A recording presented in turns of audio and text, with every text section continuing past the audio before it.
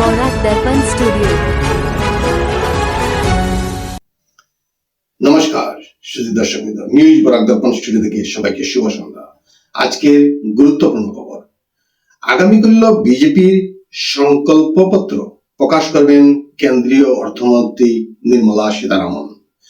বাজপেয়ী ভবনে সকাল 8:30 এই সংকল্পপত্র প্রকাশ করা হবে। সংবাদ সম্মেলনে এই ঘোষণা করেন কেন্দ্রীয় প্রতিমন্ত্রী পবিত্র মার্গেরিটা। এই অনুষ্ঠানে উপস্থিত থাকবেন মুখ্যমন্ত্রী ডক্টর হেমন্ত বিশ্ব শর্মা এবং রাজ্য বিজেপি সভাপতি দিলীপ শইকিয়া। কাছাড়ে আসন্ন বিধানসভা নির্বাচনকে সামনে রেখে কংগ্রেস ও বিজেপির পাশাপাশি অসম গণপরিষদ সক্রিয় হয়েছে। বড়কলা বিধানসভা কেন্দ্রে বিজেপি তথা মিত্রজোট প্রার্থী কিশোর নাথকে জেতাতে অগপ উদ্যোগ নিয়েছে।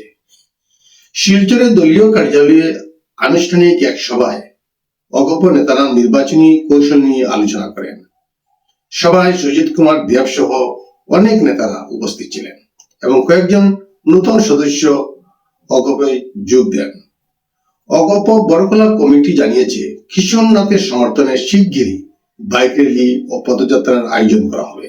পাশাপাশি এনডিএ জোট আবার অসমে সরকার গঠন করবে বলেও দাবি করা হচ্ছে। প্রতিবেশী রাজ্য মণিপুরের টেংনৌপান জেলার ভারত মিয়ানমার সীমান্তে নিরাপত্তা বাহিনীর অভিযানে বিপুল পরিমাণ অবৈধ অস্ত্র ও বিস্ফোরক উদ্ধার হয়েছে। জব্দ সামগ্রীর মধ্যে রয়েছে 6টি 9mm পিস্তল, ম্যাগাজিন, একটি রাইফেল, 15টি আইইডি ও 2টি ট্যাকটিক্যাল রেডিও সেট। তবে এই ঘটনায় কাউকে গ্রেফতার করতে পারেনি পুলিশ বাহিনী। ইরানের মহান এয়ারলাইন্সের একটি বিমানে মার্কিন যুক্তরাষ্ট্রের হামলা হয়। যে বিমানটি ভারতে আনা হচ্ছিল সেটাতেই এই হামলা চালানো হয়। বিমানটি 1 এপ্রিল দিল্লিতে পৌঁছানোর কথা ছিল।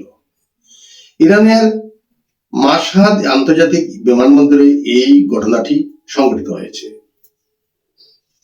বিহারের মুখ্যমন্ত্রী নীতিশ কুমার রাজ্যসভায় নির্বাচিত হওয়ার পর বিধান পরিষদ থেকে পদত্যাগ করেছেন এবং শিগগিরই মুখ্যমন্ত্রী পদ ছাড়তে পারেন।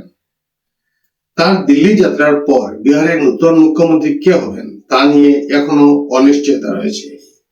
বিজেপি ও জেডিইউ এর মধ্যে একাধিক বৈঠক হলেও চূড়ান্ত সিদ্ধান্ত হয়নি। তবে রাজনৈতিক মহলে জল্পনা, উপমুখ্যমন্ত্রী সম্রাট চৌধুরী এই দৌড়ে এগিয়ে রয়েছেন এবং বিজেপির সমর্থনও পাচ্ছেন। অন্যদিকে আরজেডি নেতা তেজস্বী যাদব অভিযোগ করেছেন যে বিজেপি চাপ সৃষ্টি করেই নীতিশ কুমারকে সরাতে চাইছে এবং এই পদক্ষেপ জেডিইউকে দুর্বল করবার পরিকল্পনা রয়েছে। দিল্লি থেকে গ্রেপ্তার লস্কর-ই তৈবার সদস্য সাব্বির আহমেদ লুন। অভিযোগ, বাংলাদেশে বসে ভারতে হামলার চক কষছিল।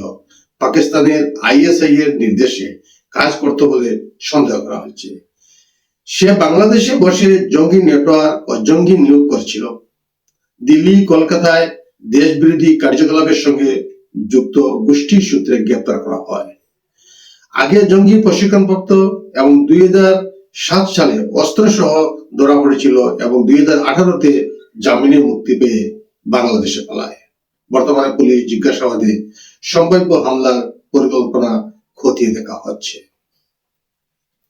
ডোনাল্ড ট্রাম্প দাবি করছেন, আমেরিকার দেওয়া 15 দফা শর্তের বেশিরভাগই মেনে নিয়েছে ইরান। পাকিস্তানের মাধ্যমে এই প্রস্তাব পাঠানো হয়েছিল, তবে ইরান আনুষ্ঠানিকভাবে কিছু জানায়নি। ট্রাম্প বলেন, ইরান আমেরিকাকে তেল পাঠাচ্ছে, এটিকেই তিনি উপহার হিসাবে উল্লেখ করেছেন। প্রথমে 10টি, পরে আরো 20টি তৈলবাহী জাহাজ পাঠানোর কথা বলেছে। যদিও এই দাবির বিষয়ে এখনো ইরানের পক্ষ থেকে কোনো প্রতিক্রিয়া পাওয়া যায়নি। মুস্তফা খামেনি নতুন বার্তায় ইরাককে ধন্যবাদ জানিয়েছেন ইরানকে সমর্থনের জন্য। তিনি এখনো প্রকাশ্যে আসেননি, তবে বিভিন্ন মাধ্যমে বিবৃতি দিচ্ছেন। ডোনাল্ড ট্রাম্প তার জীবিত থাকা নিয়ে সন্দেহ প্রকাশ করেছিলেন। ইরানের দাবি মুস্তফা জীবিত, তবে আহত হয়ে চিকিৎসাধীন আছেন। আয়াতুল্লাহ আলী সিস্তানীয় ইরাকের জনগণের উদ্দেশ্যে কৃতজ্ঞতা জানিয়েছেন। আয়াতুল্লাহ আলী খামেনি কোথা থেকেও কি অবস্থায় তিনি বার্তা দিচ্ছেন তা এখনো স্পষ্ট নয়। দিল্লি পুলিশ 47 বছরের শ্রীনিবাস লুনকে গ্রেপ্তার করেছে। অভিযোগ, তিনি 1112-এরও বেশি ভুয়া বোমা হুমকির ইমেল পাঠিয়েছিলেন। টার্গেট ছিল স্কুল, হাইকোর্ট, দিল্লি বিধানসভা ও সরকারি অফিস। তদন্তের সূত্রে কর্ণাটকের মাইসুর থেকে ধরা হয় তাকে। প্রাথমিক জিজ্ঞাসাবাদে অভিযুক্ত অপরাধ স্বীকার করেছে। পুলিশ বলেছে, মানসিক চাপ থেকে এই কাজ করে থাকতে পারেন। বিভিন্ন রাজ্যে ছড়ানো সব হুমকির সঙ্গে তার যোগ আছে কিনা এখনো স্পষ্ট নয়। আজকের প্রতিবেদনে এখানেই সংক্ষিপ্ত বিরতি টানছি। সবাইকে আবার শুভ সন্ধ্যা জানিয়ে বিদায় নিচ্ছি। নমস্কার।